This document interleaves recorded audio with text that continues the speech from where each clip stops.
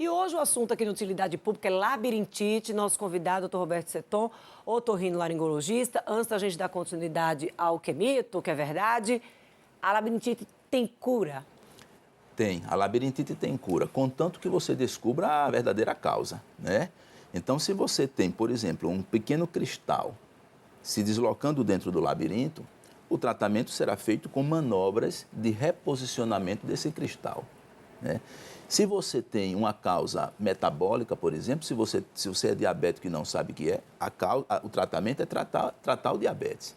E não simplesmente, por exemplo, você está com tosse, você vai dar um xarope para a tosse. Não, você tem que descobrir a causa da tosse, né? Então, a labirintite tem cura, sim, contanto que você descubra a verdadeira causa. Naqueles casos mais prolongados, onde você não identifica a causa, você tem que começar a suspeitar daqueles fatores, muitas vezes de ordem psicológicos, neurológicos, que podem estar gerando. Que aí esse diagnóstico está diretamente relacionado ao tipo de tratamento Exatamente. que aquela pessoa vai ter. O labirinto ele é extremamente excitável, ele modifica o seu funcionamento diante da mínima alteração do funcionamento da economia orgânica. Se você está com infecção, você pode ter tontura. Se está com anemia importante, você pode ter tontura. Colesterol em níveis estratosféricos, você pode ter tontura. Então, de nada adianta você usar um medicamento para combater o sintoma, combater a náusea, combater o vômito, se você não tratar aquilo que está provocando uma alteração do funcionamento do labirinto. E aí, uma vez tratada, a pessoa aprendendo a conviver com essa doença, Sim. Ela pode afastar a possibilidade de novas crises? Pode afastar completamente. Então, identificou o fator, você aprendeu a conviver com aquela nova situação que gerou aquela desestabilização do funcionamento labiríntico, você está praticamente, podemos dizer assim, curado do problema, né? Evidentemente que existem situações que podem se repetir, quando são fatores que não dependem de você. Como nós citamos, a produção de pequenos cálculos. Tem pessoas que têm uma tendência natural de ter o deslocamento desses pequenos microcristais produzidos no labirinto para locais atípicos. E aí teria cirurgia para isso? Não tem cirurgia. Tem a reabilitação vestibular, que é o tratamento, né, de manobras que favorecem o reposicionamento, vamos dizer assim, desses microcristais. Isso eu trouxe no bloco anterior, a notícia de que nós temos 2 labirintos, tá?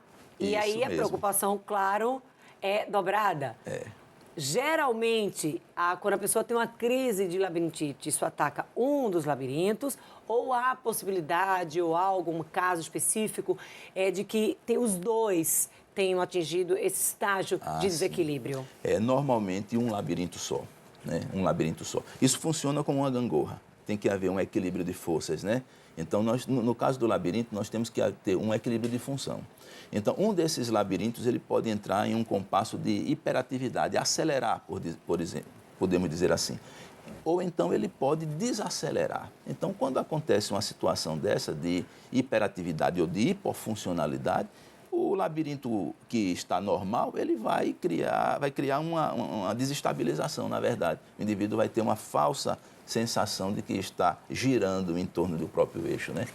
Alguns mitos. Por exemplo, as pessoas insistem ainda, algumas pessoas, a gente não está generalizando, em fazer a relação, olha, labirintite com esquecimento.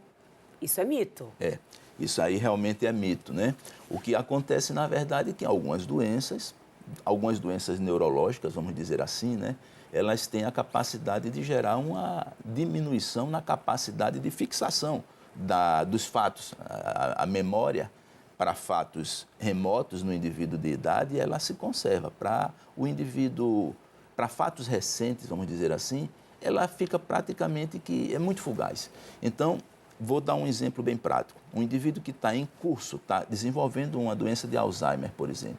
Ele tem alterações da memória e ele, ao mesmo tempo, pode ter alterações do equilíbrio, porque se está havendo uma desorganização no funcionamento encefálico, né, cerebral, neurotransmissores estão ali completamente sendo jogados na corrente sanguínea de uma forma anárquica, ele tanto pode ter manifestações clínicas de distúrbios de memória, quanto manifestações clínicas de distúrbios do equilíbrio. Mas não especificamente por conta da labirintite? Não. Historicamente, o que a gente viu? Labirintite sempre associada a pessoas da terceira idade, né? Hoje não. A gente está vendo a turma nova aí com labirintite. Verdade. É verdade.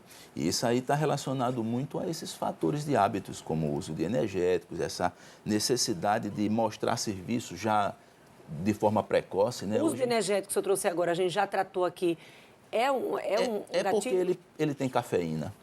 Ele tem cafeína e a cafeína tem essa capacidade de tornar a célula mais excitável. Então, ela termina gerando impulsos anormais que saem do labirinto e chegam lá aos centros encefálicos de uma forma desorganizada, né? E a pessoa fica mais ativa, descansa menos e aquilo ali vai...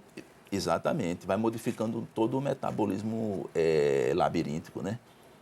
Hábitos alimentares, sedentarismo, erros alimentares, excesso de horas de sono ou privação de horas de sono, Ou seja, estresse. excesso também de horas de O sono? excesso também. O excesso de horas de sono, na verdade, nem tanto, nem tão pouco, né? Na verdade, até o dinheiro demais traz prejuízo. Essa aqui é a grande verdade. Então, tudo tem que seguir uma regra, nem tanto, nem tão pouco. O labirinto, ele segue essa mesma regra da vida. Tem uma idade mínima para a pessoa apresentar labirintite? Não tem. Ela pode ser apresentada desde crianças. A criança, por exemplo, tem um quadro que é muito comum, um tipo de labirintite, vamos dizer assim, chamado cinetose. É aquele que, quando está viajando de carro, começa a ficar tonto, né?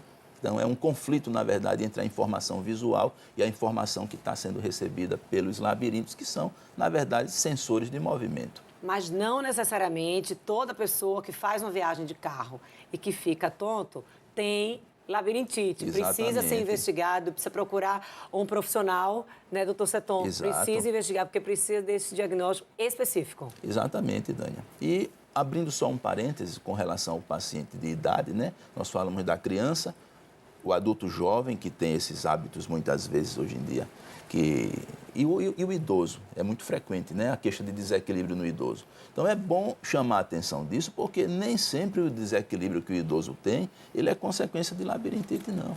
Na verdade, o equilíbrio corporal, ele é um conjunto de... A visão é muito importante para nos manter equilibrados, né? O sistema articular e muscular e tendinoso também é muito importante, né? O cerebelo é importante, o labirinto é importante. Então, um indivíduo, vamos dizer, com 80 anos de idade, a família acha que a tontura dele e a possibilidade de queda é por causa da labirintite. Na verdade, não. Ele tem 80 anos, ele tem todo um conjunto que já tem 80 anos, né? Nem toda tontura é labirintite. Doutor Seton, muito obrigada pela presença aqui no Dani. programa Utilidade Pública. Muito esclarecedora a entrevista. Eu é que agradeço mais uma vez. Muito obrigado. E a gente encerra essa edição do programa Utilidade Pública. A gente volta a se encontrar amanhã aqui na sua TV APRP, no mesmo horário, a partir das 13h30. Eu espero você.